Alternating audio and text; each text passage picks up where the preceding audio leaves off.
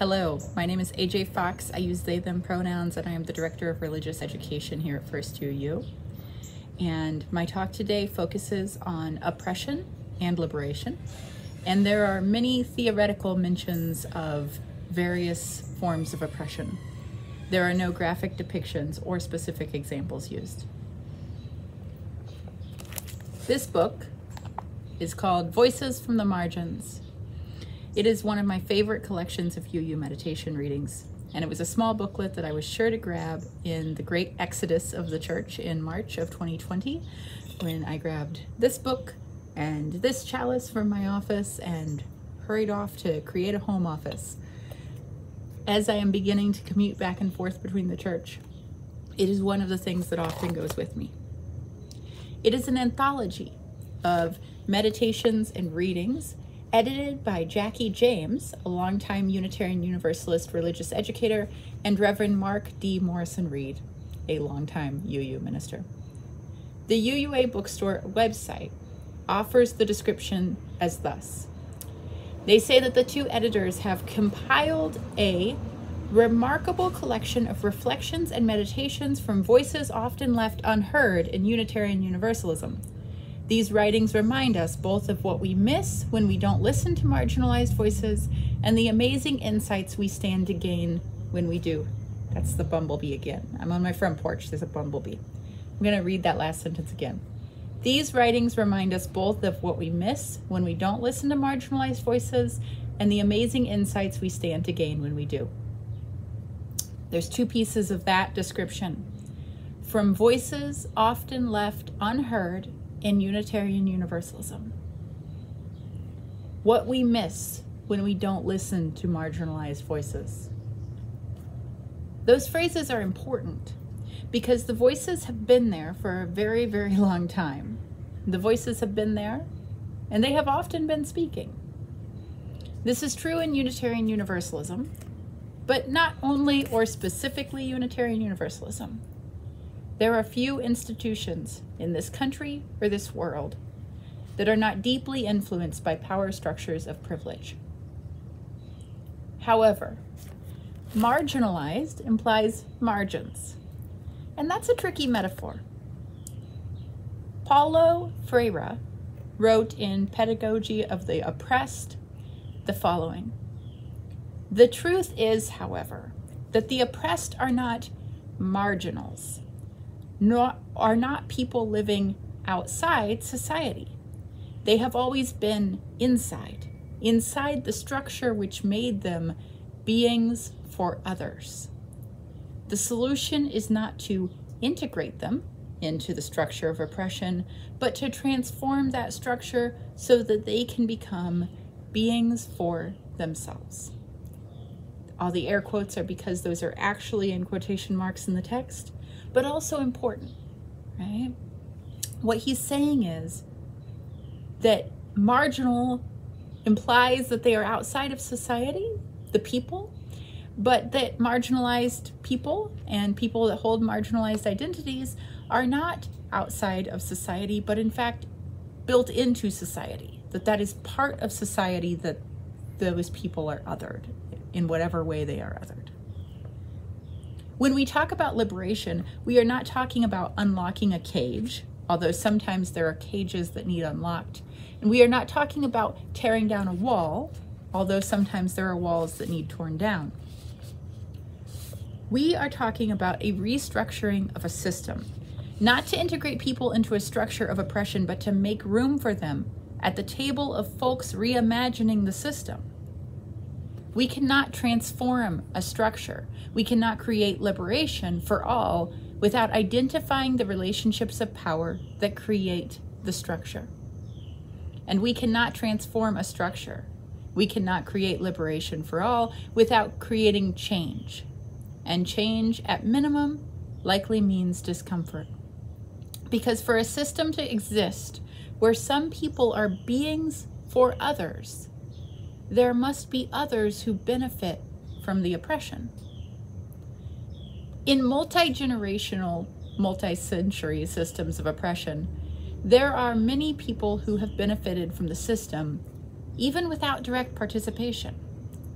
to create liberation, we must acknowledge the ways that we each hold power and are each impacted by power imbalances. This is understanding of privilege, and this is understanding of intersectionality. The path to liberation means understanding racial justice and anti-racism, and understanding the way that power dynamics surrounding race impact every single one of us. Not all the same. Some negatively, some positively. But there is impact because the tendrils of power dynamics, like a spider web, means tugging at one place on one strand can be felt across the web. The path to liberation means understanding sexism and patriarchal systems and understanding the way patriarchy impacts every single one of us. The path to liberation means understanding cis heteronormative cultural mores and the ways that gender and sexual orientation impact each and every one of us. The path to liberation means understanding ageism and the way that the disempowerment of the very young and the very old impacts every single one of us at every stage of our life. The path to liberation means understanding ableism, attacking, othering, and systematic oppression of disabled people, and the way that the culture centers those who are not currently disabled impacts every single one of us. Paulo Freire said, "The solution is not to integrate them into the structure of oppression, but to transform that structure so that they can become beings for themselves." That quote was included in Soul Matters. But he goes on in his text, where it was taken from, to say, such transformation, of course, would undermine the oppressor's purposes.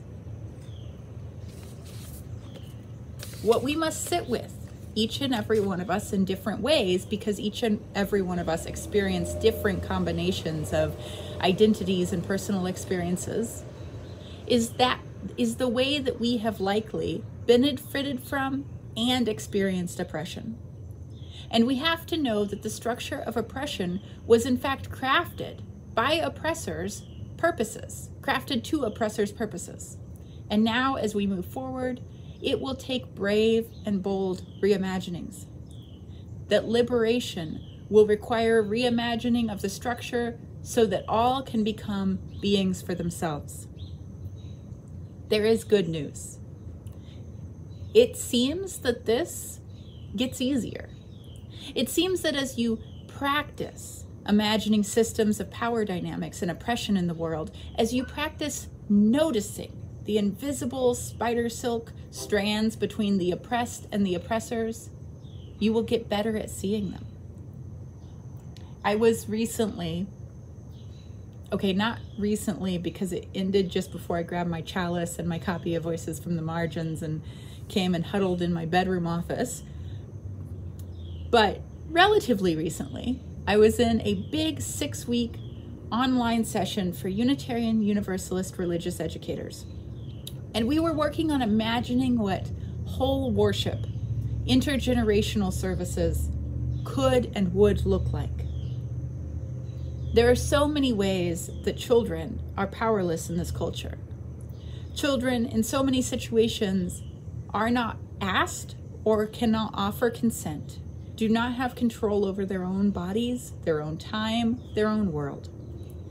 And there was this discussion happening in this group I was in about the ways we can change church culture to be more inclusive of children at each step and honor them as the whole people they are in our community.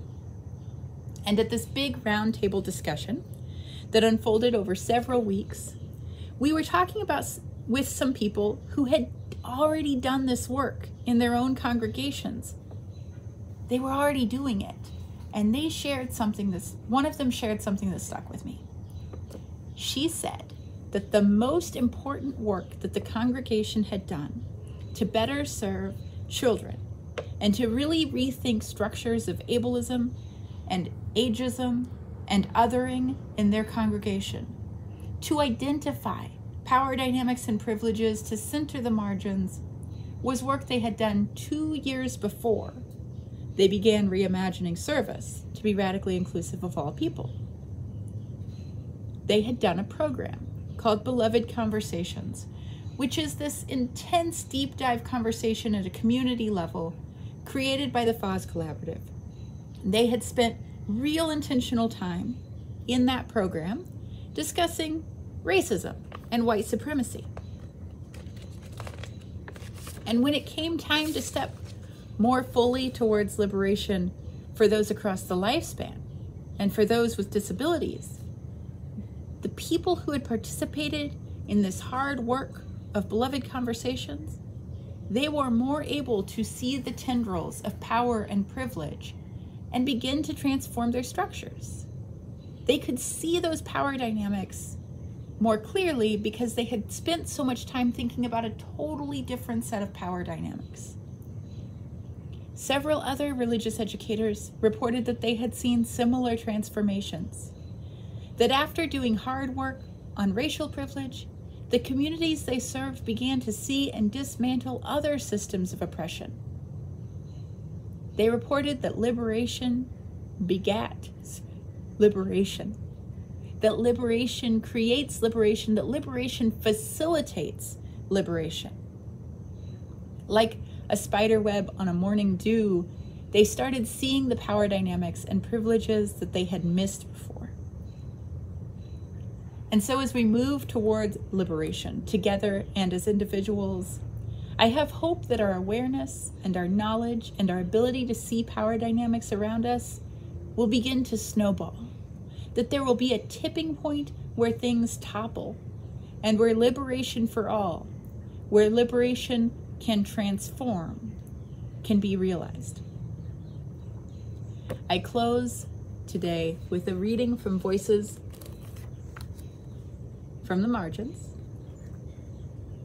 This reading is by Orlando Brugnola.